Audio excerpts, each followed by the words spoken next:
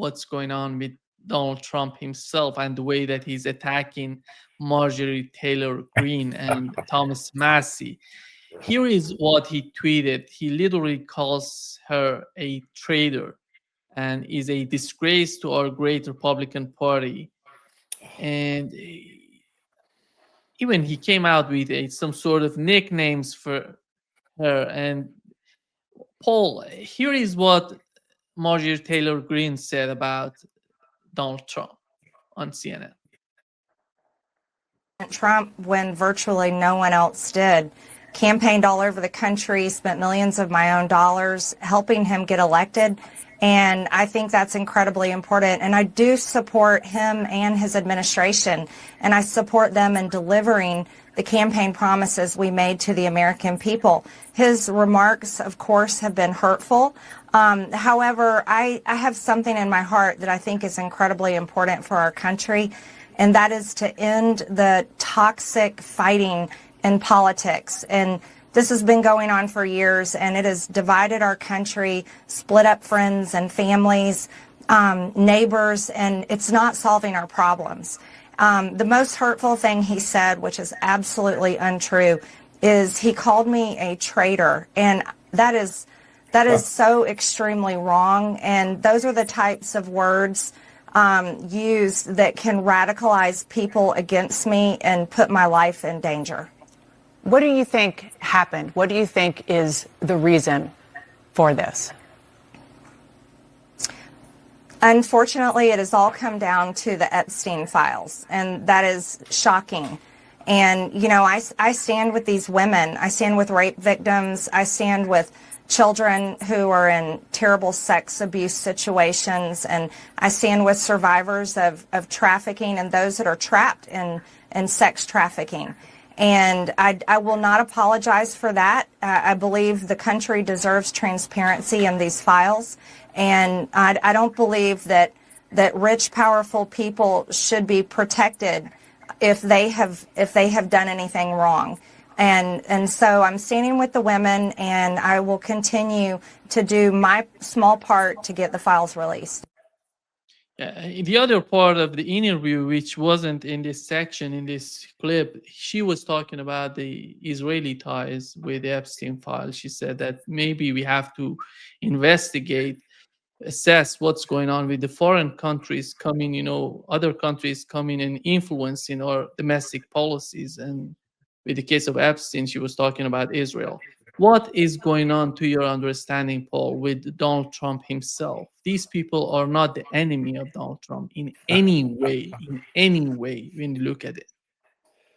The only way I could explain it, based on information that's out there, is that Netanyahu is pulling the strings on Trump, and Thomas Massey and Marjorie Taylor Greene have both been critics of Israel. And this is inconvenient for Netanyahu. And so he's having Trump disown them, discredit them. Trump has called for both of them to be defeated in their re-election attempts, and has called them both names. This is quite a silly performance by the president, because these were his two strongest supporters in the Congress. So to me, I just take it as confirmation that Netanyahu has extreme influence over Trump, just as he does over the Congress, over media, over entertainment, over education. I mean, what else explains? Netanyahu starts a genocide and comes to speak to the House and Senate in joint session, and they give him 50-something standing ovations. So that's my explanation. I'm glad that, as you reported, that Marjorie Greene raised the question of the Israel connection. um, what's happening. Israel is turning the Epstein files away from themselves into a sex trafficking operation. And as long as it's a sex trafficking operation, then it's about Epstein making money, selling underage sex partners to pedophiles. And that's where Israel would like the story to stay. In my opinion, this story is different. It was Epstein running a blackmail operation for Mossad and focusing on high-placed Americans in positions to be able to influence American foreign policy.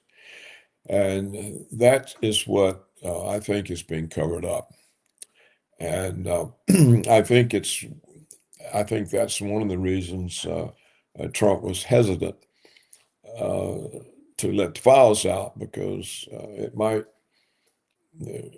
raise the question: was this a blackmail operation? And certainly Netanyahu doesn't want that to become an acceptable explanation. So it's all mixed up with Israel and Israel's power and control. And Israel demonstrates this continually. They continually demonstrate. And I think it's a mistake for Trump to let Israel make a fool of himself, which they've done. We have a ceasefire in Gaza, really, a ceasefire. Another 1,500 buildings destroyed, more people murdered, and it's a ceasefire.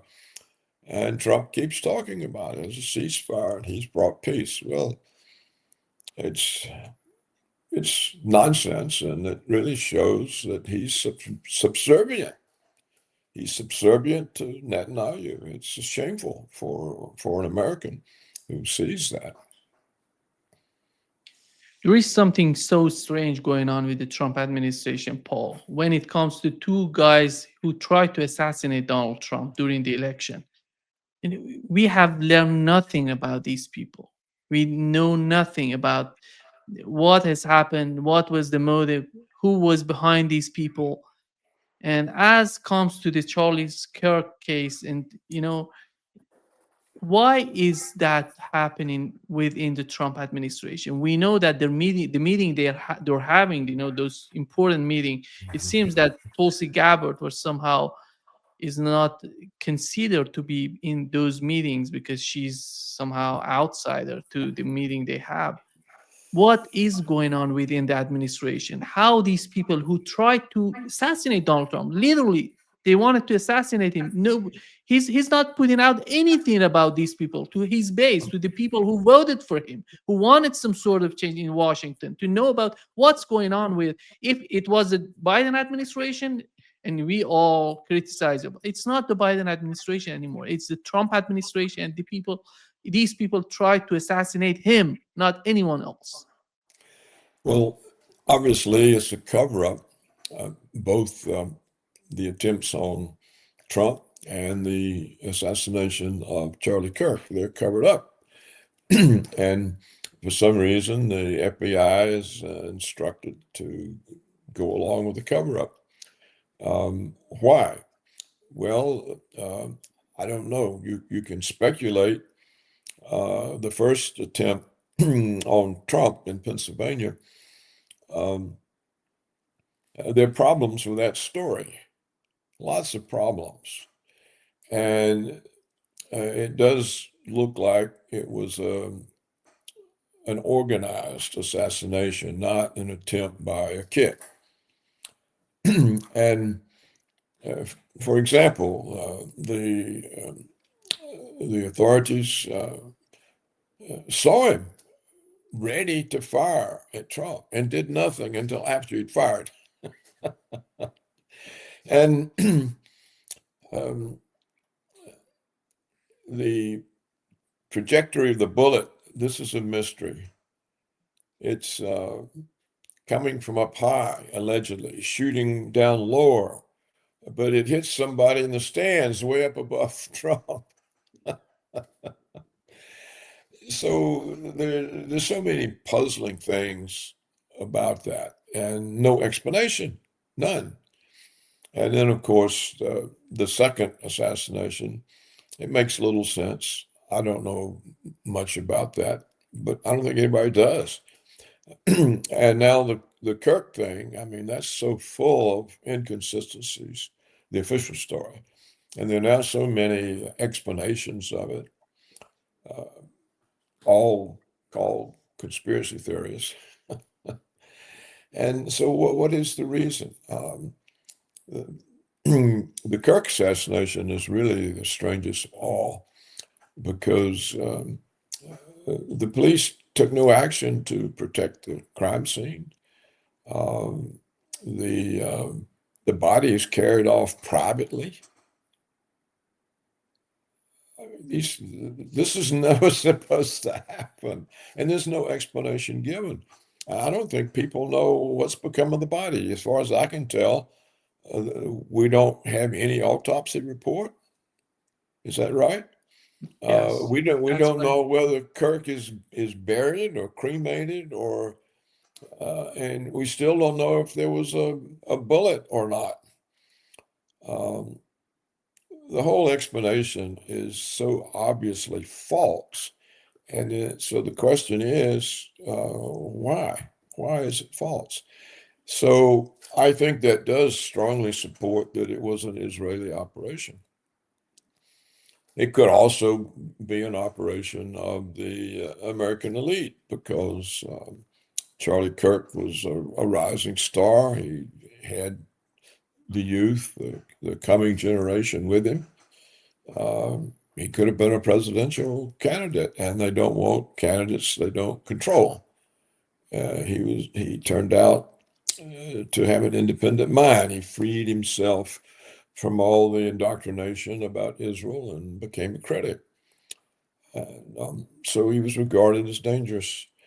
They didn't want Trump either because they didn't control him and did their best to destroy him, not just assassination, but we had all the political assassination attempts, the Russia Gate, the Documents Gate, the Insurrection Gate, it was endless. Um, so I suspect that there's some agenda that the government thinks that people can't handle if they tell them. It's kind of like the assassination of President John F. Kennedy. I'm convinced that there was no one on the Warren Commission that believed the official story they had to put out.